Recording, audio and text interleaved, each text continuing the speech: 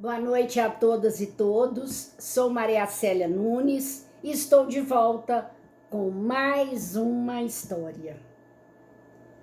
Nesse momento em que essa pandemia nos obriga ao isolamento social, as histórias podem nos trazer algum conforto, alguma alegria e também, por que não, suscitar reflexões.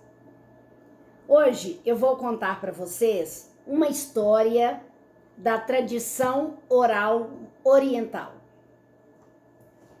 E a história começa assim. Há muitos e muitos anos, em um reino distante, havia um soberano chamado Caracol, que governava o reino com mãos de ferro. Era um verdadeiro tirano. Os súditos viviam aterrorizados, sobretudo com a forma com que ele praticava a justiça. Era uma forma bem peculiar. Para Caracols, todo crime deveria ser punido. Não importa como, não importa quem, não havia crime sem punição. Um dia, aparece lá no palácio um homem todo machucado, uma perna enfaixada e mancava, andava com dificuldade. E ele se aproximou do rei e disse a Caracols que ele havia sido objeto de um crime e que ele pedia ao rei que fizesse justiça por ele. O rei então pede que ele lhe conte o fato acontecido.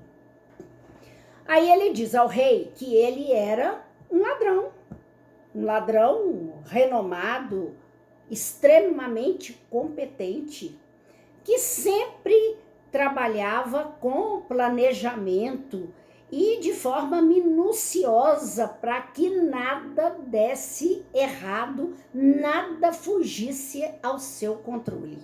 E que realmente assim tinha sido toda a sua vida de ladrão.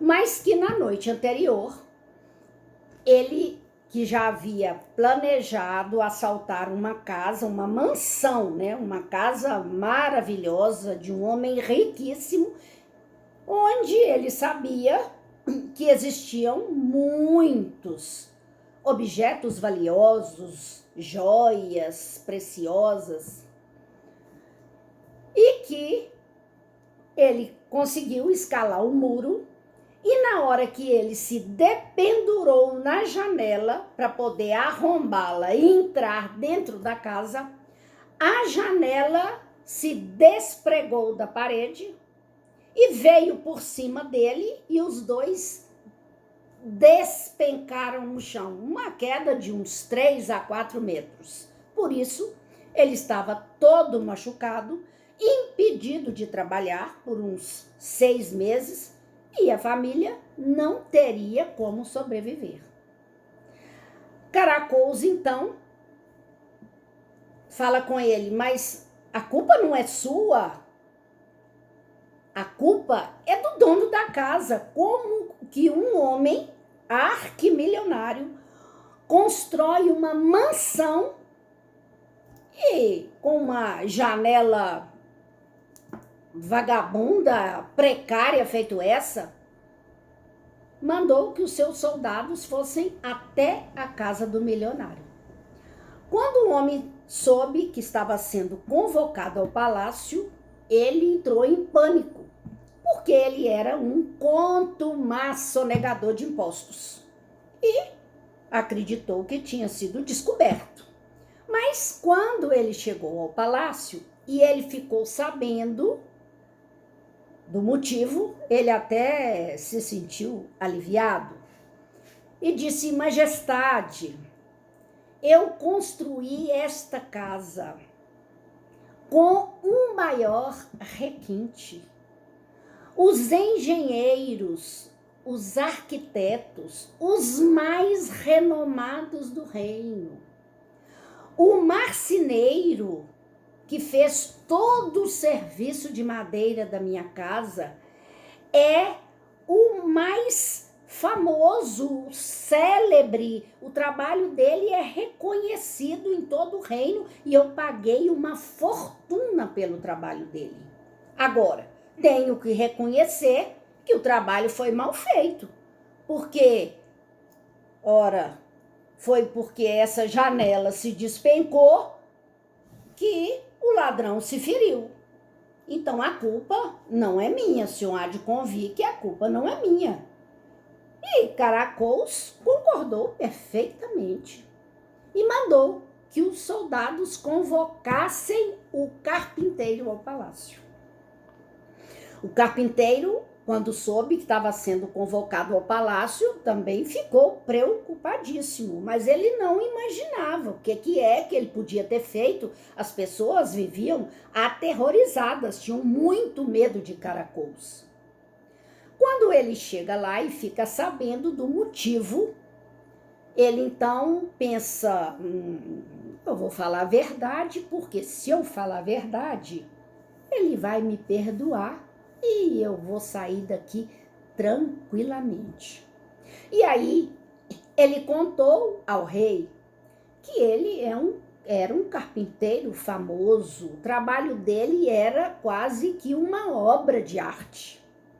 E que ele cobrava, sim, caro pelos seus serviços, porque eram serviços valiosos. Mas que naquele dia, no momento em que ele estava afixando a janela na parede, ele se distraiu com uma maravilhosa mulher que passava pela rua, vestida com um chamativo vestido vermelho, e que naquele momento ali, na distração, ele deve ter esquecido de colocar uns 3 ou 4 pregos na janela, de forma que a janela despencou. Mas que a culpa não era dele, a culpa era da mulher que o havia distraído. E Caracols concordou plenamente. Ainda disse: qual homem não se distrai pelo fascínio de uma mulher bonita, ainda mais vestida com um chamativo vestido vermelho? Convoquem a mulher. E aí chamaram a mulher. Quando ela soube que estava sendo convocada ao palácio, ela ficou toda alegre, porque o rei Caracols, ele era assim, um mulherengo. A fama de mulherengo dele se espalhava por todo o reino. E ela imaginou que estava sendo convocada para uma, vamos dizer, uma festinha particular.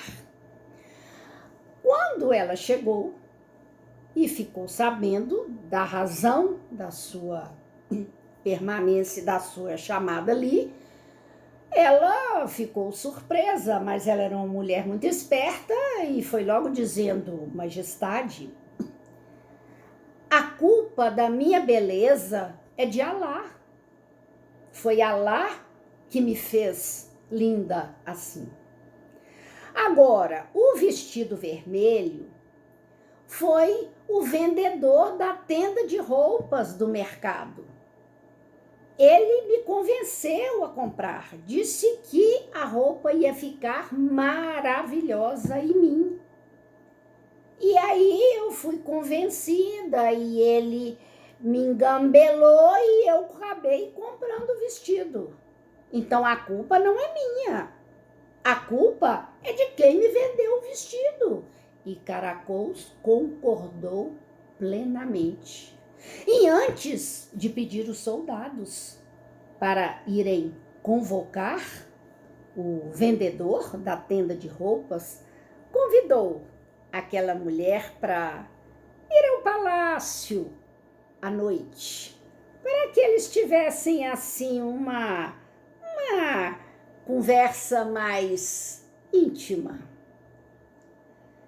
E ela saiu do palácio toda feliz. Bom,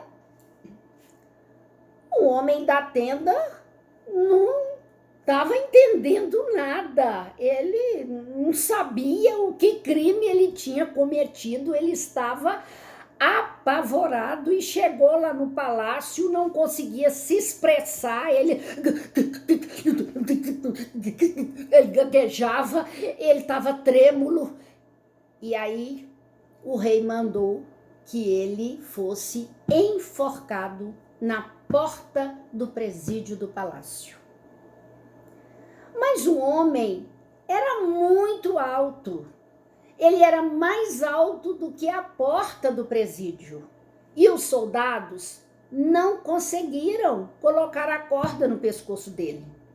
O rei então ficou furioso e mandou que os seus soldados fossem ao mercado, percorressem todas as tendas de roupa do lugar e escolhessem o vendedor de menor estatura e o levassem imediatamente ao palácio. E quando o baixinho chegou, Caracoles ordenou aos soldados que o enforcassem na porta do palácio. Que a justiça se cumpra, disse Caracoles.